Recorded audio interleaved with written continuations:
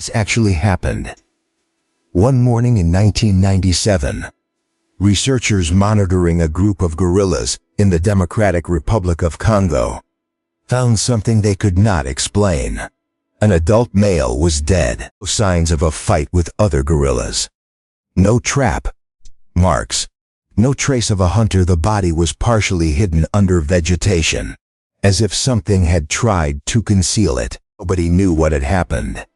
2 years later, in a different forest in Gabon, another group of researchers documented a similar scene. This time there was no body. There were signs of an intense struggle on the ground. Dyed vegetation, blood, and marks that none of their searchers present could immediately identify. One of the scientists photographed everything and sent the images for analysis. The answer took weeks to arrive. And when it did, nobody wanted to believe it. But let us take this one step at a time.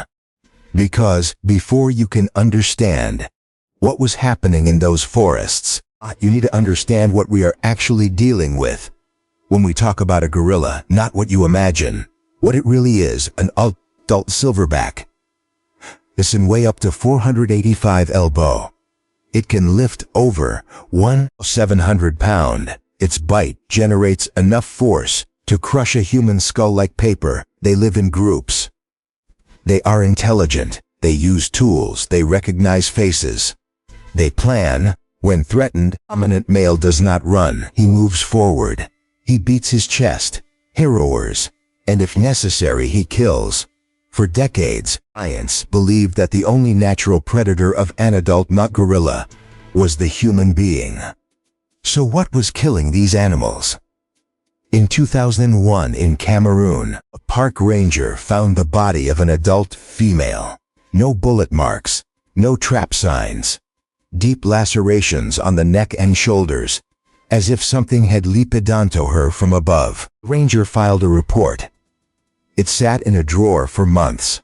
Around that same time, researchers in Gabon noticed something they could not explain. Gorillas coming back with cuts and lacerations around the neck and back, wounds inconsistent with gorilla fights. It was as if something had attacked from above, from behind, targeting very specific points. And then came the case that changed everything. One night in 2003, monitoring cameras in the Congo basin recorded a group of gorillas sleeping. Complete silence. Then, within seconds, a fast movement from above. One of the younger gorillas disappeared from the frame. The group woke in a panic. The dominant silverback stood upright, looking around in maximum alert. The young gorilla was never found.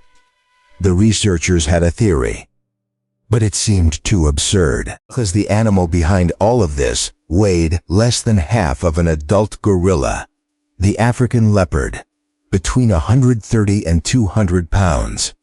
On paper, no match for a silverback. But nature does not read paper.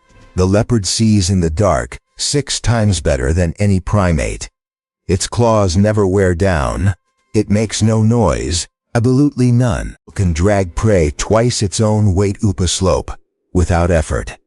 But what makes it truly dangerous is not strength. It is patience.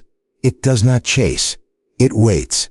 It studies its prey for days, sometimes weeks, until the perfect moment appears. And then, in fractions of a second, it is over. Biologist George Schaller was one of the first to formally document this. Virunga volcanoes, he found remains of an adult mountain gorilla with deep, precise puncture wounds on the neck. The signature of a leopard. The researcher found more bodies in the same region.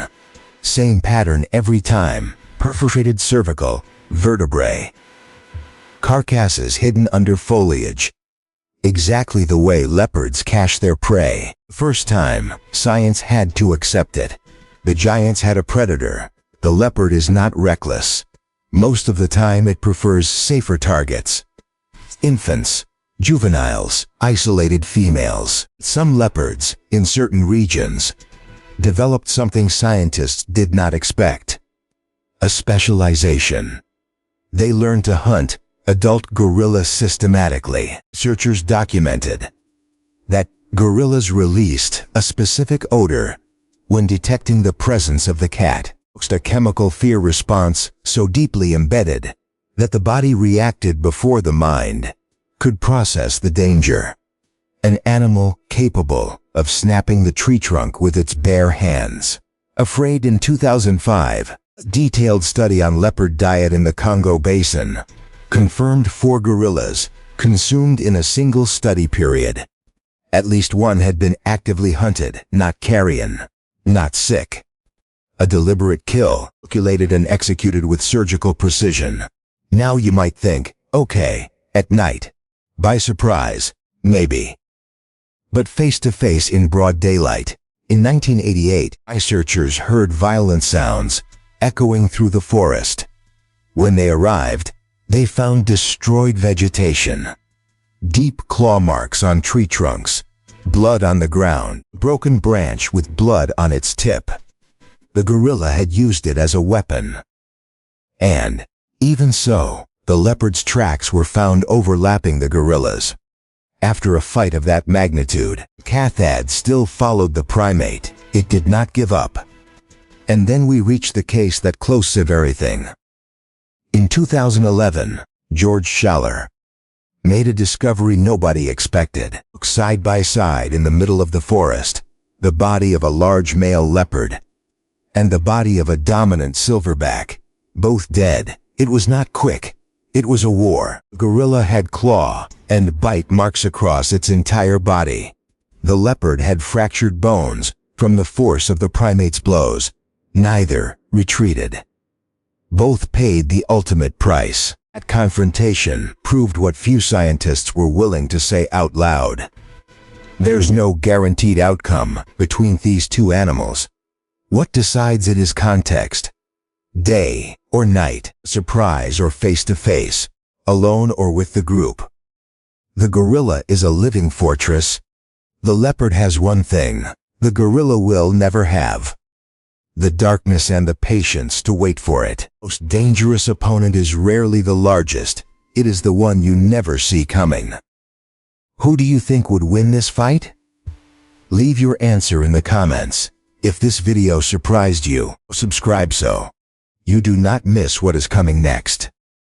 I left a video waiting for you on the screen right now. I am not going to tell you what it is about. But if you enjoyed this one, you are not going to be able to stop halfway through.